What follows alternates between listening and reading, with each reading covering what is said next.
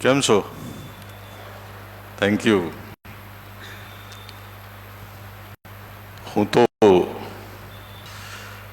એક પાપી માણસ છું, પણ જેવો મારો ઉપયોગ કરે છે એવા પ્રભુ પિતાનો હું આભાર માનું છું. 40 દિવસનો જે થીમ છે, આશા છે, જીવંત આશા. યુરોપના એક ગામડામાં એક 14-15 વર્ષની છોકરીને દાખલ કરવામાં આવી. એ છોકરી ખૂબ નિરાશ, હતાશ છે. તેના જીવનમાં કોઈ પ્રકારનો આનંદ નથી. સાવકી માં છે, ગરીબી છે, અને તેણે હવે માની લીધું છે કે હું મરી જઈશ. ઊંડું ઘેરું ડિપ્રેશન છે, સાયકોસોમેટિક બીમારી કહેવાય આને. અને એવી સ્થિતિમાં એને દવાખાનામાં, નાના દવાખાનામાં ગામડાને લાવવામાં આવી છે. હવે એનો જે કોટ છે ત્યાંથી થોડેક દૂર એક નાની બારી છે, અને બારીની બહાર થોડેક દૂર પેલું જે શંકુ આકારનું પાઇનનું વૃક્ષ હોય એવું એક નાનું વૃક્ષ છે. પાનખરની ઋતુ છે એટલે વૃક્ષ પર ગણી શકાય એટલા પાંદડા છે. એ છોકરી રોજ પાંદડા ગણે. 1, 2, 3, 5, 30. હવે મારે 30 દિવસ જીવવાનું છે. બીજો દિવસ થાય, 2-3 પાંદડા કરી જાય, 1, 2, 3 એમ 27. હવે મારે 27 દિવસ જીવવાનું છે, 25 દિવસ જીવવાનું છે. એ પેલા પાંદડાની સંખ્યાના આધારે પોતાની જિંદગીના દિવસો નક્કી કરે. હવે એવું બન્યું કે એની બાજુના કોટ ઉપર એક વૃદ્ધ ચિત્રકારને દાખલ કરવામાં આવ્યો.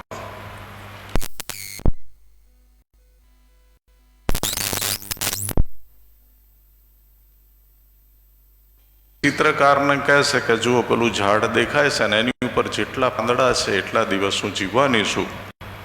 એક દિવસ એ વૃક્ષ ઉપર એક પણ પાંદડું નહીં હોય, અને હું પણ આ દુનિયામાં નહીં હોઉં. એ ચિત્રકાર પોતાના જીવનની વાત કરતા એ દીકરીને કહે છે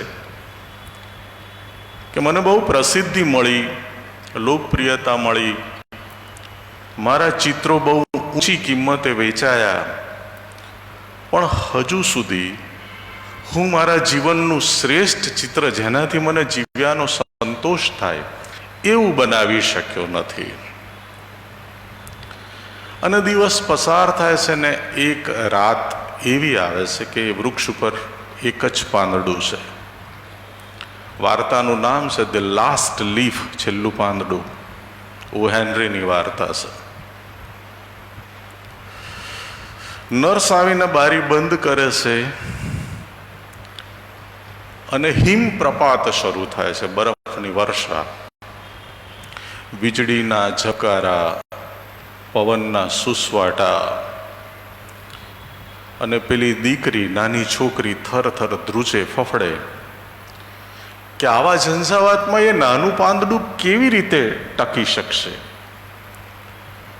સવારે પાંદડું નહીં હોય ને હું પણ નહીં હોઉં. સવારે નર્સ આવીને બારી ઉઘાડે છે તો આશ્ચર્ય, પાંદડું છે ત્યાં. છોકરીની મનોસ્થિતિ એક જ ક્ષણમાં બદલાઈ ગઈ. જ્યાં નિરાશાનો અંધકાર હતો ત્યાં આશાનું અજવાળું અજવાળું થઈ ગયું. મારા પ્રભુએ મને આ સંકેત મોકલ્યો છે, પાંદડું નથી ખર્યું ઝંઝાવાતો વચ્ચે, પણ એનો અર્થ એ કે હું હવે જીવવાની છું. પ્રભુ મને જીવાડવા માંગે છે. અને એ ખુશીથી નાચી ઉઠી. પેસિમિઝમના સ્થાને ઓપ્ટિમિઝમ આવ્યું. થોડી વાર થઈ, ચહલ પહલ શરૂ થઈ, બધા ઉતાવળે દોડવા લાગ્યા બહાર. એટલે દીકરી પણ ઉઠીને બહાર ગઈ. જોયું તો બરફના ઢગ વચ્ચે પેલા વૃદ્ધ ચિત્રકારનો મૃતદેહ પડ્યો હતો, લાશ. થોડેક દૂર પીછી રંગકામના સાધનો, પેલેટ પડી હતી. છોકરી વહેલી પેલા ઝાડ પાસે ગઈ. જોયું તો એ ઝાડ ઉપર જે પાંદડું હતું એ દોરેલું હતું અને એને ત્યાં બાંધી દેવામાં આવ્યો હતો. એ ચિત્રકારની આંખો ખુલ્લી હતી. લાશ જાણે કે એવું કહી રહી હતી કે એના જીવનનું શ્રેષ્ઠ ચિત્ર હતું. એ નિરાશ છોકરીને જીવવાની આશા જડી ગઈ અને વૃદ્ધ ચિત્રકારને જીવનની શ્રેષ્ઠતા જડી ગઈ. એ છોકરીને જીવવાની આશા જડી ગઈ, ચિત્રકારને જીવનની શ્રેષ્ઠતા જડી ગઈ. કોઈ નિરાશ હૃદયમાં આશા પ્રગટાવવી એ ખ્રિસ્તી જીવનની શ્રેષ્ઠતા અને એ આજનો વિષય છે. મને જે શાસ્ત્ર પાઠ આપવામાં આવ્યો છે એ કલોસીની મંડળીને પાઉલ પ્રેરિતે લખેલા પત્રમાંથી આપવામાં આવ્યો છે. કલમ છે આમ તો. કલોસીની જે મંડળી છે એ પાઉલે નથી સ્થાપી. કહેવાય છે કે પાઉલે તો કદી એ મંડળીની મુલાકાત પણ નથી લીધી. એ મંડળી તો સ્થાપી છે એપાફ્રાસ નામના સામાન્ય લેમેને, સામાન્ય માણસે. એટલે મને એવું સમજાયું કે ઈશ્વરની પસંદગી પણ અનોખી છે. માણસ જે રીતે પસંદ કરે છે એ રીતે ઈશ્વર પસંદ કરતા નથી. ઈશ્વર ક્યારેક મંડળી બાંધવા માટે એક સામાન્ય મારા તમારા જેવા લેમનનો પણ ઉપયોગ કરી શકે છે. બીજી વાત, એપાફ્રાસ કલોસા ત્યાંનો જ વતની હતો અને એને પોતાના વતનમાં એ મંડળી સ્થાપી. બહુ પહેલા મેં એક અંગ્રેજી કવિતાનું ભાષાંતર કરેલું કે દૂર જઈને ના નવું ઝરણું તમે શોધતા રહો, દૂર જઈને ના નવું ઝરણું તમે શોધતા રહો, જ્યાં ઊભા છો એ સ્થળેથી જ પાત્રને ભરતા રહો. પ્રભુએ આપણને જ્યાં મૂક્યા છે ત્યાં રહીને પણ આપણે પ્રભુનું કામ કરી શકીએ છીએ. એપાફ્રાસે કઈ રીતે એ મંડળી સ્થાપી, મેં એની 3 પ્રવૃત્તિ જોઈ. તેણે સતત પ્રાર્થના કરી, લોકોને ઈસુનું સુવાર્તાનું શિક્ષણ આપ્યું અને ત્રીજી વાત, એણે લોકોના કામ કર્યા.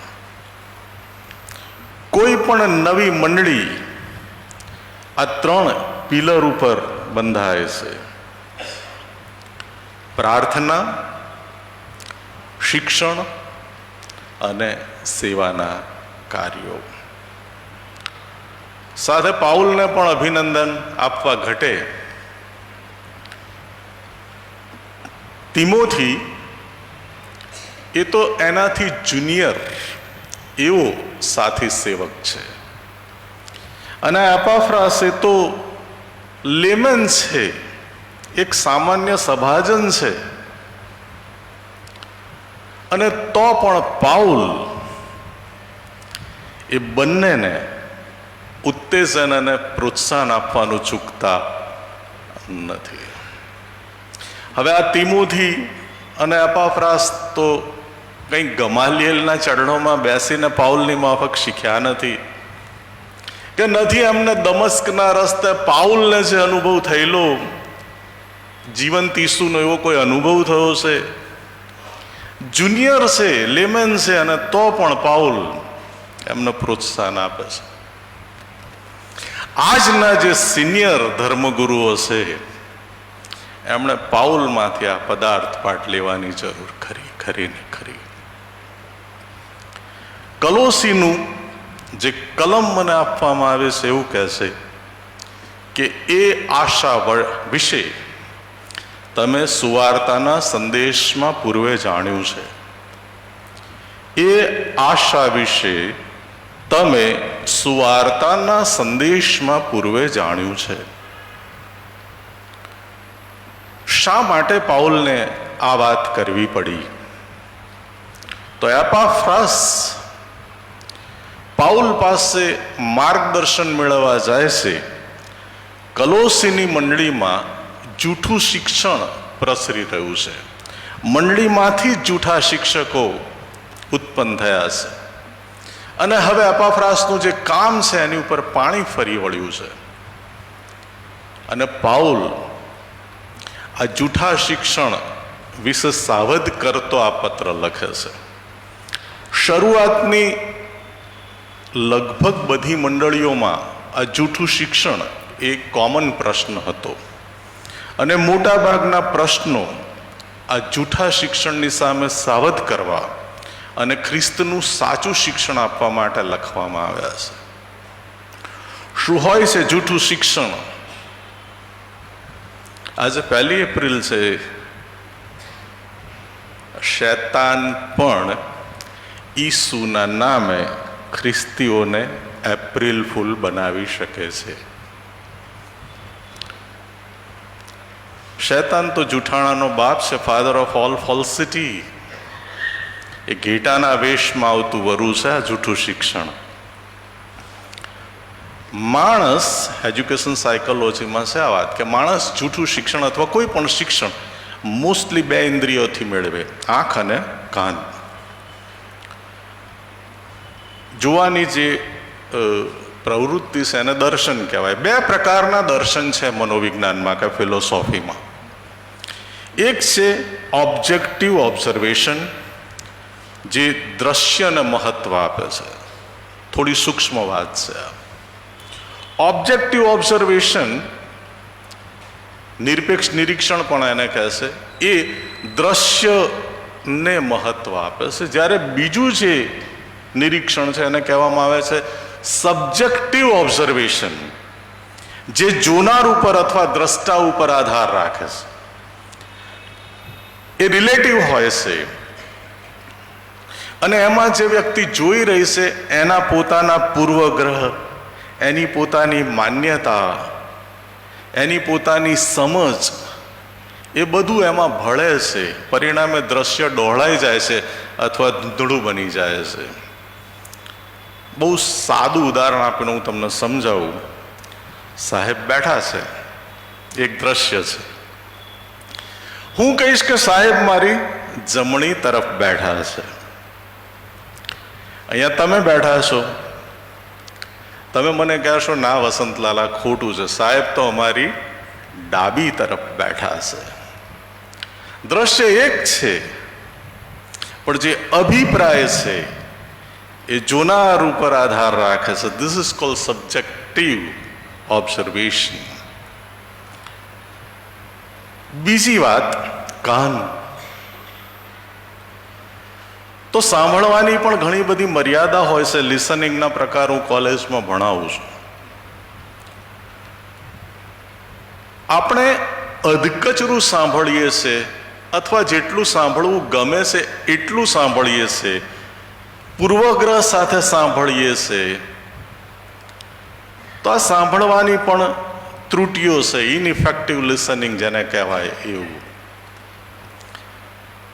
અમે એક સરસ ગેમ રમાડીએ કે કોઈ એક છોકરાના કાનમાં 10 વાક્યનો એક પેરેગ્રાફ અમે કહીએ, પછી એ છોકરાને કહીએ હવે તું બીજાને કહે, બીજો ત્રીજાને કહે, ત્રીજો ચોથાને કહે. એવી રીતે 30 છોકરા સુધી વાત પહોંચે ત્યારે તો જે શરૂઆતમાં કહ્યું હોય અને પેલાએ જે સાંભળ્યું એ તો સદંતર બદલાઈ ચૂક્યું હોય. આને અફવા કહેવાય, રૂમર, પ્રોપેગન્ડા પણ કહેવાય.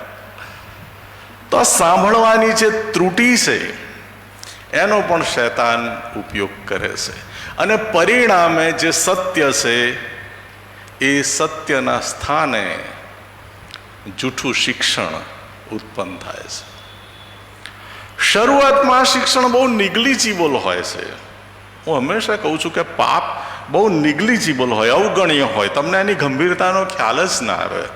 ટોલ્સ્ટોએ એક બહુ સરસ વાર્તા લખી છે, એનું શીર્ષક બહુ સરસ છે, the spark neglected burn the house. અવગણેલો તણખો આખું ઘર બાળે. તો આ જે જૂઠું શિક્ષણ છે એની શરૂઆત બહુ નાના પાયે થાય. મને આ રેલવેની ગાડી દેખાય કે રેલવેની ગાડી જતી હોય ટ્રેક ઉપર, સરસ ચાલતી હોય, અને પછી પાટો બદલાય એનો, એ મૂળ પાટો છોડીને બીજા પાટે ફંટાઈ જાય. હવે શરૂઆતમાં તો આટલું જ ડિસ્ટન્સ હોય એ ફંટાઈ જવાનું, પણ એ ગાડી 2 કે 3 દિવસ ચાલે ત્યારે આપણે ચેન્નઈ જવાના બદલે કલકત્તા પહોંચી ગયા હોઈએ. તો જૂઠું શિક્ષણ મંડળીને આ રીતે કોઈક અલગ જ દિશામાં લઈ જાય છે. અને માટે પાઉલ આ જૂઠા શિક્ષણ વિશે ચેતવે છે. શૈતાન નવું સર્જન કરી શકતો નથી. શૈતાન નવું કશું સર્જન કરી શકતો નથી, પણ જે સર્જન ઈશ્વરે કર્યું છે એ સર્જનનું સ્વરૂપ અને હેતુ એ બદલી નાખે છે. અને જૂઠું શિક્ષણ આ કામ કરે છે. થોડાક બારીક તફાવતો હું તમને બતાવું કે ક્યાં આ બદલાયું છે. ઈસુનું શિક્ષણ આત્મિકતા વિશેનું છે, સ્પિરિચ્યુઆલિટી વિશેનું. જૂઠા શિક્ષણે એને ધાર્મિકતા, રિલિજિયોસિટીમાં કન્વર્ટ કરી નાખ્યું. આત્મિકતા આંતરિક છે. તમારું શરીર એ દેવનું મંદિર છે ને દેવનો આત્મા તમારામાં વસે છે. એ મંદિરનો મુખ્ય યાજક મલ્ખીસેદેકના ધારા પ્રમાણે સંપૂર્ણ નિષ્કલંક અને સનાતન એવો ઈસુ ખ્રિસ્ત મુખ્ય યાજક છે. નવા કરાર પ્રમાણે નિયમ હૃદય પટ ઉપર લખાશે. ભજન આત્માથી અને સત્યતાથી કરવામાં આવશે. પ્રાર્થના એકાંતમાં ઓરડીમાં જઈને કરવાની. દાન માહેની વસ્તુનું કરવાનું.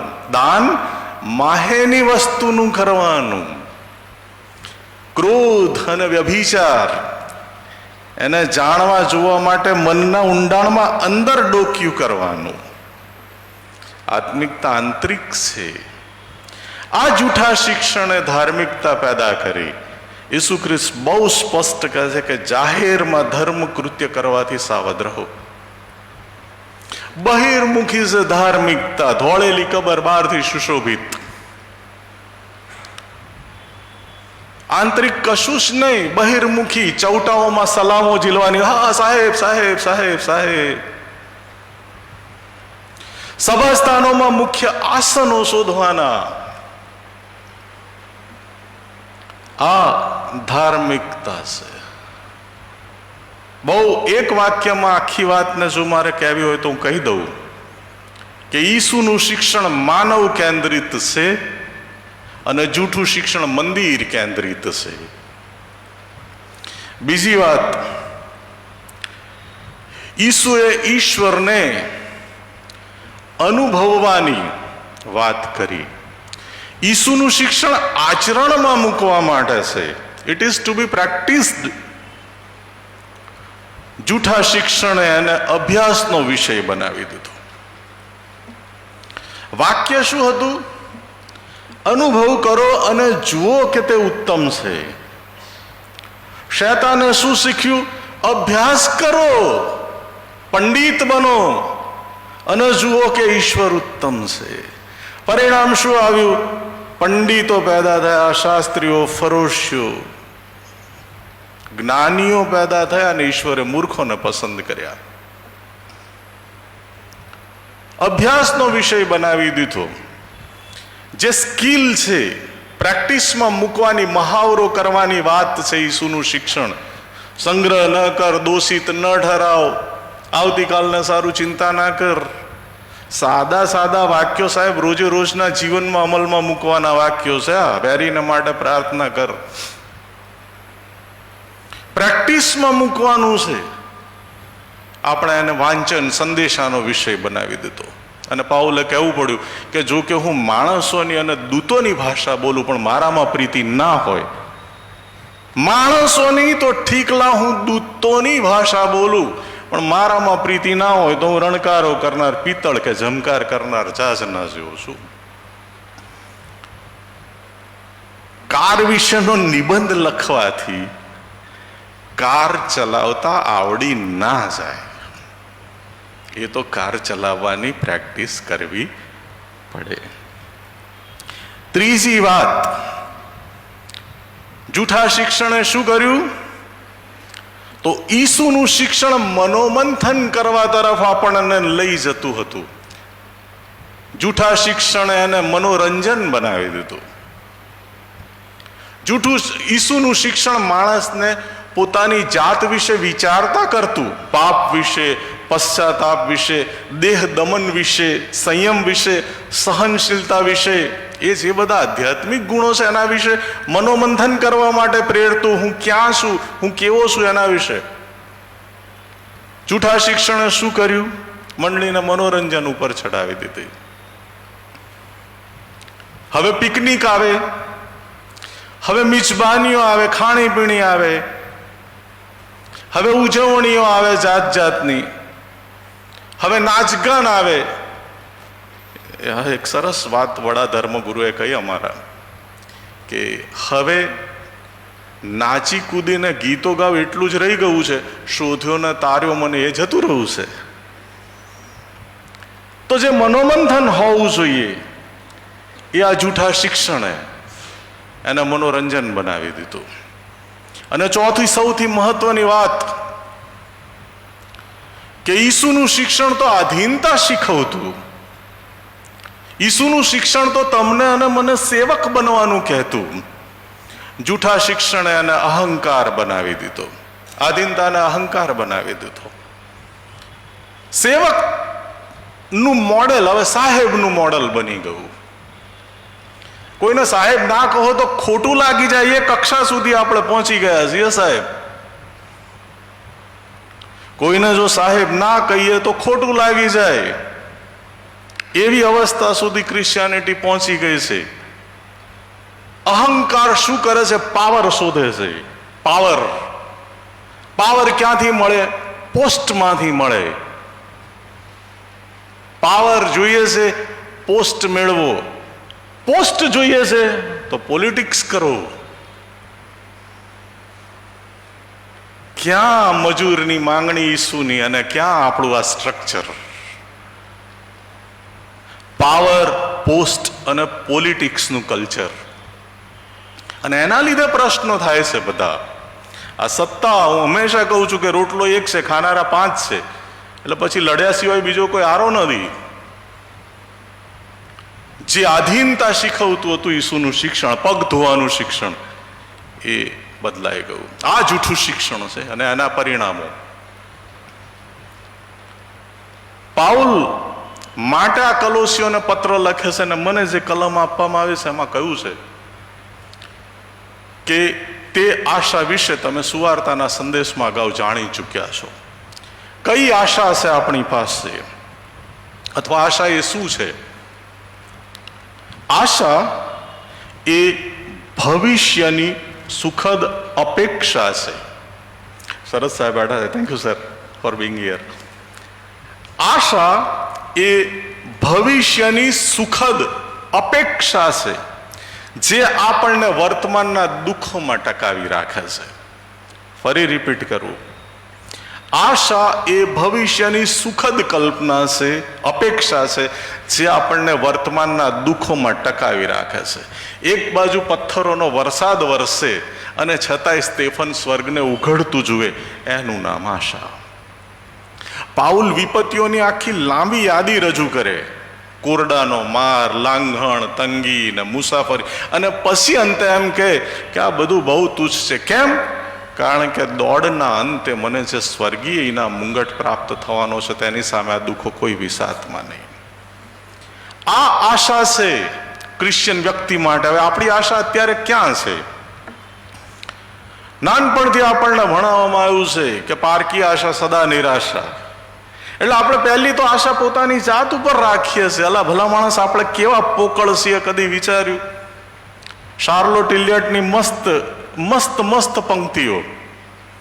એ સ્ત્રી 55 વર્ષ પથારીમાં રહી છે, પેરાલિસિસ, અને એણે આ લખ્યું છે કે આપણે કેવા છીએ.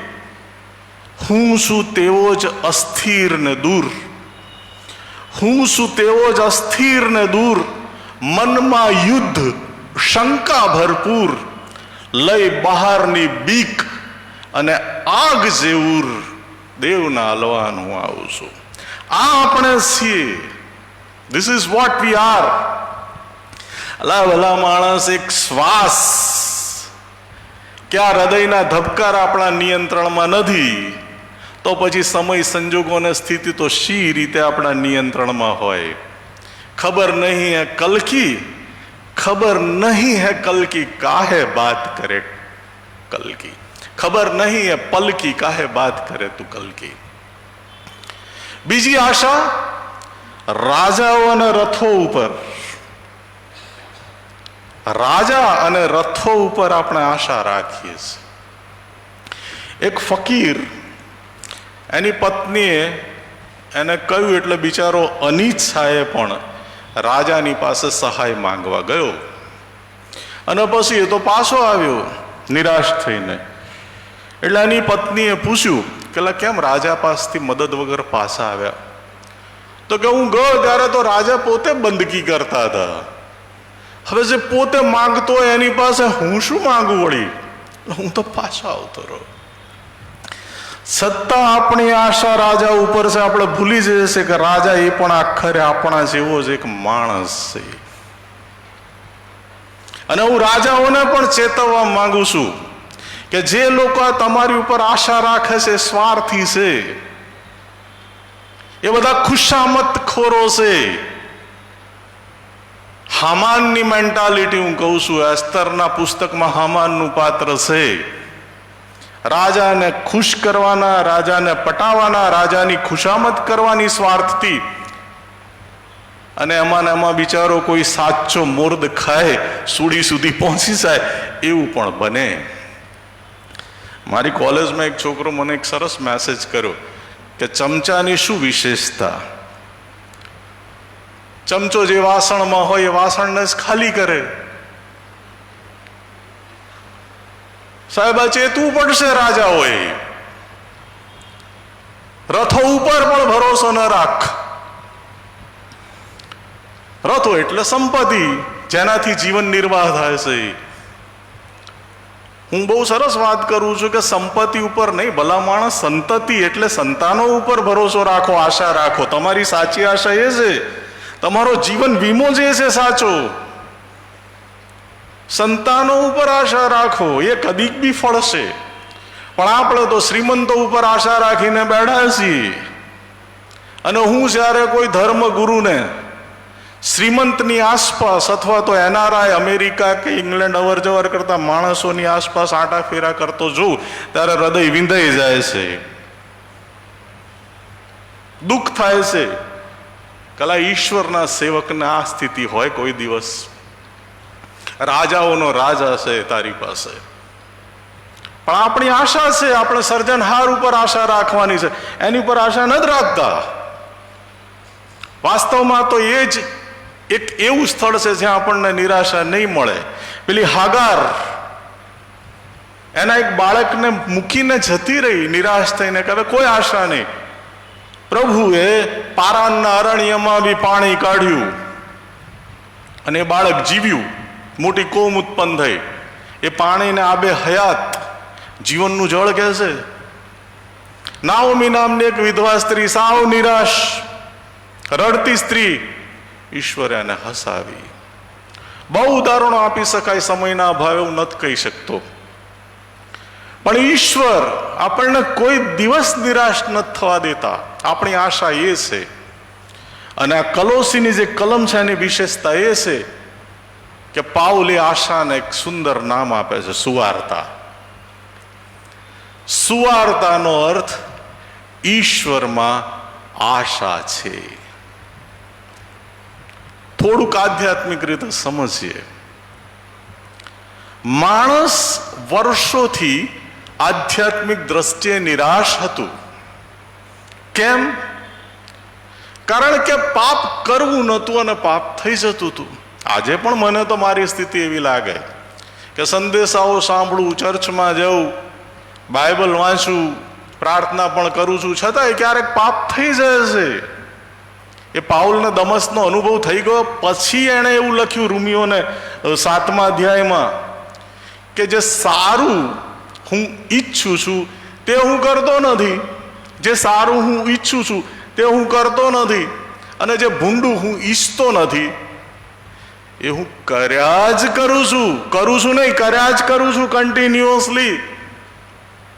કેમ? કારણ કે હું દૈહિક છું, પાપને વેચાયેલો છું. અને પાઉલ નિશાસો નાખે કે હું કેવો દુર્ભાગી માણસ, કોણ મને આ પાપના બંધન અથવા મર્ત્ય શરીરમાંથી મુક્ત કરે. પિતર આવેશમાં આવીને ઈસુને કહે કે ઈસુ બધા તને છોડીને જશે, હું નહીં છોડીને જાઉં. અને થોડા જ સમય પછી આપણે જોઈએ તો એ જ પિતર ઈસુનો 3 વાર નકાર કરે. થોમા ઈસુના વેહમાં આંગળી નાખ્યા વગર ઈસુના પુનરુત્થાનને ન સ્વીકારે. થોમા નથી કરવું, પાપ થઈ જાય છે. ને આ કેવળ એક ખ્રિસ્તી વ્યક્તિની સમસ્યા નથી, આ માનવ માત્રની સમસ્યા છે. માનવ માત્રની સમસ્યા છે. હવે પાપના બંધનમાંથી કઈ રીતે મુક્ત થવું? પાપનો મુસારો મરણ છે, પણ આપણા ઈશ્વર પ્રેમ છે. ગોડ ઇઝ લવ. અને પ્રીતિ પાપના પુંજને ઢાંકે છે. પ્રીતિ પાપના પુંજને ઢાંકે છે. બહુ સુંદર વિચાર મારા મનમાં આવ્યો તો એકવાર કે હું તો સાવ ફાલતુ અથવા સીમિત પ્રેમ ધરાવતો પપ્પા છું. આપણે તો માણસ છીએ યાર, આપણો પ્રેમ કેટલો હોય. માણસ જેવા માણસમાં વળી ઉતરવાનું શું? એક મેં ઉતરો ત્યાં તો તળિયું આવે. માણસ છીએ, સીમિત છીએ, આપણો પ્રેમ પણ સીમિત. તો પણ આપણું નાનું છોકરું જો કોઈ ભૂલ કરે તો શું હું એને ગેસના ચૂલા ઉપર બેસાડી દઉં કે સળગતા તાપણામાં એને ફેંકી દઉં? અલા, જો હું માણસ મર્યાદિત પ્રેમનો હોવા છતાંય મારા બાળકને આવી આકરી શિક્ષા ન કરું તો જે અનંત અનંત અનંત પ્રેમ છે ઓ ઈશ્વર મને ને તમને કઈ રીતે આવી શિક્ષા કરી શકે? અને એ છૂટકાનો માર્ગ મોકલે છે, એનું નામ છે ઈસુ ખ્રિસ્ત. દેવે જગત ઉપર એટલી બધી પ્રીતિ કરી કે તેણે પોતાનો એકાકીજને દીકરો આપ્યો.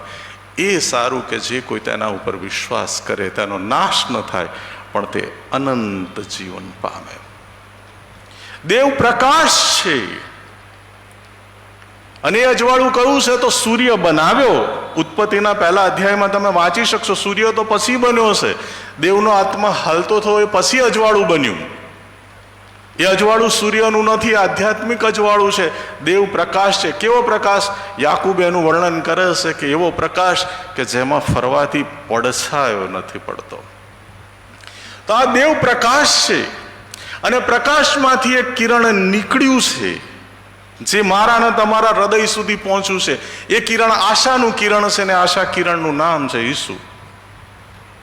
એમાં એ દિવ્યત્વના બંને ગુણ છે. કિરણમાં કયા 2 ગુણ હોય તો સૂર્યમાં રહેલી ઉષ્મા અને સૂર્યમાં રહેલો પ્રકાશ.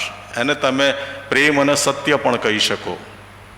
ઈશ્વરના 2 જે ગુણ છે, સત્ય અને પ્રેમ, એ બંને ઈસુમાં છે. હવે આપણે માણસ તરીકે હંમેશા શું જોઈએ છે? મેં કહું સબ્જેક્ટિવ ઓબ્ઝર્વેશન. પિતા અલગ છે, પુત્ર અલગ છે, એટલે આપણે બંનેને હંમેશા અલગ જોયા. કલોસીની મંડળીમાં પણ એ જ પ્રશ્ન હતો. ઈસુ કઈ રીતે ઈશ્વર હોઈ શકે? એક પુત્ર કઈ રીતે પિતા માં હોઈ શકે? આને કહેવાય છે અદ્વૈતવાદ, નોન ડ્યુઆલિટી. બહુ ડિટેલ સબ્જેક્ટ છે, હું અત્યારે બહુ વિવરણ કરતો નથી. પણ જે સૂર્ય છે એમાંથી નીકળેલું કિરણ એ એસેન્સ છે, આઉટગો છે. એ કિરણ છે એ ઈસુ છે. અને એ સૂર્યથી પર નથી, ડિસ્કનેક્ટ નથી થયેલું. એ સૂર્યમાં પણ છે, મારા ઘરના આંગણે પણ આવીને ઊભું છે. હવે વાત એ છે કે ઈસુ અજવાળા સ્વરૂપે મારા ઘરના આંગણે તો આવ્યા છે, પણ શું હું મારા બારી દરવાજા ખોલું છું ખરો? એ તો મારા પ્રતિભાવ ઉપર આધાર રાખે છે. આપણે કહીએ છીએ કે સૂર્ય ઉગ્યો, સૂર્ય ઉગતો નથી. આપણે કહીએ છીએ સૂર્ય આથમ્યો, સૂર્ય આથમતો પણ નથી. પૃથ્વી જ્યારે સૂર્યની સન્મુખ હોય ત્યારે અજવાળું થાય, પૃથ્વી જ્યારે સૂર્યથી વિમુખ થાય ત્યારે અંધારું થાય. પૃથ્વી ઉપર આધારિત છે, સૂર્ય તો સદૈવ સદૈવ સદૈવ અજવાળું આપે છે. મારી ભૂમિકા શું? બીજ વાવનાર તો બીજ વાવે છે, એ ક્યાંય જમીનની ક્વોલિટીને ધ્યાનમાં નથી લેતા. ફળ આવશે કે નહીં આવે શાની ઉપર આધાર રાખે છે? જમીનની ગુણવત્તા ઉપર, મારા પ્રતિભાવ ઉપર. હવે જ્યારે હું અજવાળાને આવકારું છું, આજે યોહાનનો શાસ્ત્ર પાઠ છે એમાં આખી વાત છે, પહેલા યોહાન 1-14. હું જ્યારે અજવાળાને આવકારું છું ત્યારે એક અદ્ભુત ઘટના બને છે. ખ્રિસ્ત મારામાં આવે છે અને પછી હું અજવાળો બનું છું. ખ્રિસ્તીઓએ દીવો પ્રગટાવવાનો ન હોય, ખ્રિસ્તીઓએ પોતે દીવો બનવાનું હોય. તમે જગતનું અજવાળું છો એવું ઈસુ કહે છે, અને તમારું અજવાળું પ્રકાશવા દો. હવે ત્રીજો તબક્કો, ઈસુ અજવાળું છે, અજવાળાનું કિરણ છે, આશાનું કિરણ છે. હું તેમને આવકારું છું, હવે હું અજવાળું બનું છું. હવે મારે અજવાળું બીજાઓને વહેંચવાનું છે. આનું નામ સુવાર્તા. હું મફત અજવાળું પામ્યો છું, હવે મારે મફત અજવાળું વહેંચવાનું છે. એ ખ્રિસ્તી વ્યક્તિની ફરજ છે. આ એ અજવાળાની વહેંચણી, એનું જ નામ સુવાર્તા. કઈ રીતે થઈ શકે? સાક્ષી આપીને થઈ શકે, પોતાના જીવનની, પોતાના જીવનમાં ઈસુએ કરેલા કાર્યની. કૃપાદાનો મારફતે પણ થઈ શકે, સાહિત્ય દ્વારા સુવાર્તા, ગ્લાસગો સાહેબે કહ્યું. સંગીત દ્વારા પણ થઈ શકે. પેલા ચિત્રકારને યાદ કરીએ, ચિત્રકારે ચિત્ર દ્વારા એ છોકરીના જીવનમાં આશા પ્રગટાવી. એ રીતે પણ થઈ શકે. અને સૌથી બેસ્ટ મેથડ, સૌથી ફ્રૂટફુલ મેથડ એ તો સેવાની. મિશનરીઓએ આરોગ્ય અને શિક્ષણ એવા બે પાસાને મહત્વ આપ્યું. અને આજે પણ હું ઘણી વાર કહું કે મંદિરના યાજક કે મંદિરના કર ઉઘરાવતા અને બાંધકામની જવાબદારી સ્વીકારતા લેવી અનંત જીવન કદાચ ન પણ પામે, પણ પેલા ઘવાયેલા, અજાણ્યા ઘવાયાની પાસે ઊભા રહીને તન મન ધનથી જે સારવાર કરે એવો સમૃદ્ધિ ડેફિનેટલી અનંત જીવન પામે, એવું ઈસુ કહે છે. હવે આ અસરકારક આશા વહેંચી કઈ રીતે શકાય? તો એક મેનેજમેન્ટમાં 4D મોડેલ આવે છે. મને આશ્ચર્ય થયું કે એ મોડેલ અહીંયા પણ લાગુ પડે છે. પહેલું તો ડી, ડિઝાયર. ડિઝાયર એટલે ઈચ્છા હોવી. ઈચ્છા વગર તો આપણે કશું કરીએ નહીં ને. 99 સારા ઘેટાને મૂકીને એક ખોવાયેલા ઘેટા, અને એ પણ કઈ રીતે ખોવાયું છે? પોતાની ભૂલના કારણે ખોવાયું છે, છતાં એ ખોવાયેલા ઘેટા પાસે જવાની તત્પરતા, એ ડિઝાયર, ઈચ્છા શક્તિ જોઈએ. બહુ સરસ એક ઉદાહરણ તમને આપું છું સાહેબ. વર્ષો પહેલા મણિનગરમાં સાંતેલ સાવધાન સાહેબ હતા. એક દિવસ ચર્ચ ચલાવવાનું કોઈને સોંપ્યું એમણે, ચાલુ ચર્ચે સાહેબ, અને એ કોઈ સોસાયટીમાં પહોંચી ગયા અને ત્યાં ટીવી ઉપર એ સમયની લોકપ્રિય સિરિયલ જોઈ રહેલા ખ્રિસ્તીઓને એમને બરાબર ખખડાવ્યા. સાહેબ 99 સારા ઘેટાને મૂકીને એક ખોવાયેલા ઘેટાની પાસે જતો પાદરી પણ મેં જોયો છે. રડવું આવવું જોઈએ, સંવેદનશીલ હૃદય જોઈએ સાહેબ. ઈસુ રડે છે લાજરસના મૃત્યુ પ્રસંગે. પાઉલે કહ્યું કે હસનારાની સાથે હસો, રડનારાની સાથે રડો. હસનારાની સાથે હસતા તો બહુ બધા ખ્રિસ્તીઓ દેખાય છે, રડનારાની સાથે રડે એવો ખ્રિસ્તી ક્યાં શોધવો? એવો ખ્રિસ્તી ક્યાં શોધવો? હિંમતનગર સેન્ટ ઝેવિયર સ્કૂલના વાર્ષિક ફંક્શનમાં હું અને Roman Catholic arch bishop father Thomas બંને આગળ બેઠા હતા, મારી બાજુમાં બેઠા હતા. સ્ટેજ ઉપર એક કરુણ નાટક ભજવાતું હતું. મેં બાજુમાં જોયું તો ફાધર લિટરલી રડે. Archbishop was crying. આંખમાંથી આંસુ પડે. હવે એ તો નાટક છે યાર, અભિનય થાય છે. આ સંવેદનશીલતા જોઈએ, ડિઝાયર. ત્યારે આશાનું વિતરણ થાય, વહેંચણી થાય. પહેલો ડી ડિઝાયર, બીજો ડી છે ડિસિઝન. નિર્ણય લેવો પડે. વાઉઝ, વ્રત, સંકલ્પ લેવો પડે. ઈસુના સમયમાં સરસ બાના કાઢ્યા લોકોએ. હમણાં જ હું કન્યા લાવ્યો છું, હમણાં જ મેં બળદ ખરીદ્યો છે, મારા બાપાને હું દાટી આવું, સગાવાલાને આવજો કહી આવું. નિર્ણય લેવો પડે, ડિસિઝન, એને પ્રાયોરિટી બનાવવી પડે આશાની વહેંચણી કરવાને. તો બીજું છે ડિસિઝન. ત્રીજો ડી છે ડેડિકેશન. નિર્ણય કર્યો છે, હવે મારે સ્વાર્પણ કરવાનું છે. જ્યારે સ્તંભે હું ધ્યાન ધરું છું, એ પર મર્યો ગૌરવનો રાય, અલભ્ય લાભ તોટો ગણું ને સંસાર ત્યાગ કરું સદાય. જે મનગમતું છે એને ત્યાગવાનું છે, અને જે કંઈ છે તન મન ધન પૂરા સમર્પણ સ્વાર્પણ સાથે હવે એ સેવામાં જોડાવાનું છે. અને છેલ્લો ડી છે, એને કહેવાય છે ડિટર્મિનેશન, પ્રતિબદ્ધતા. આખી પ્રોસેસ પાળક સાહેબો બહુ સારી રીતે સમજી શકે છે, કારણ કે એ લોકો એને બહુ નજીકથી જોઈ શકે છે. પ્રતિબદ્ધતા જોઈએ. હવે ઈસુનો માર્ગે ચાલુ એ તો સાંકડો માર્ગ છે, પરીક્ષણો પણ છે, જોખું પણ આવી જાય, નિરાશા પણ આવે, હતાશા પણ આવે, પણ છતાંય છોડવાનું નથી. હળ ઉપર હાથ દીધા પછી જે પાછું વળીને જુએ છે એ મારે યોગ્ય નથી. તો આ 4D મોડેલ છે આશાની વહેંચણીનું. ડિઝાયર હોવી જોઈએ, ડિસિઝન લેવું પડે, ડિસિઝન લીધા પછી ડેડિકેશન કરવું પડે, અને લાસ્ટલી ડિટર્મિનેશન સાથે આગળ વધવું પડે. નમાવું ઘૂંટણો સમક્ષ તારી ને માર્ગે સંચર ઉતારી, સંકટ અને દુઃખો આવે તોય ન પાછો ફરું, ઈસુ તારી સેવા કરું. ઈસુ અજવાળું છે, આપણા આંગણે આવ્યું છે, આપણા હૃદયમાં આવ્યું છે. આપણે એને આવકારીએ, આપણે પોતે અજવાળું બનીએ, અને પછી આશાનું અજવાળું બીજા લોકોને પણ વહેંચીએ. એક શાળામાં એક નિરીક્ષક ગયા હશે. પ્રાઇમરી સ્કૂલના બાળકોને એમણે પ્રશ્ન પૂછ્યો, દીવો અને ટ્યુબલાઇટ, લેમ્પ એન્ડ લાઇટ, શું તફાવત છે? એટલે એક છોકરીએ કહ્યું કે દીવો તો માટીનો બનેલો, તૂટી જાય. ટ્યુબલાઇટ તો લાંબુ ચાલે, વોરંટી આવે છે હવે તો.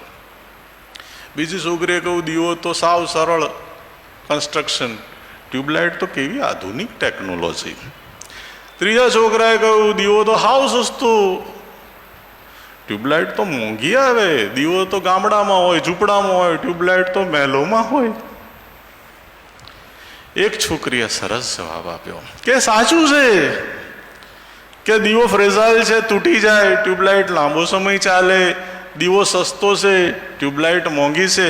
દીવો સરળ રચના ધરાવે છે, ટ્યુબલાઇટ તો આધુનિક ટેકનોલોજી છે. દીવો ઝૂંપડામાં હોય, ટ્યુબલાઇટ મહેલમાં હોય. બધું સાચું, બધું સાચું, પણ એક ટ્યુબલાઇટ બીજી ટ્યુબલાઇટને પ્રકાશિત કરી શકે નહીં.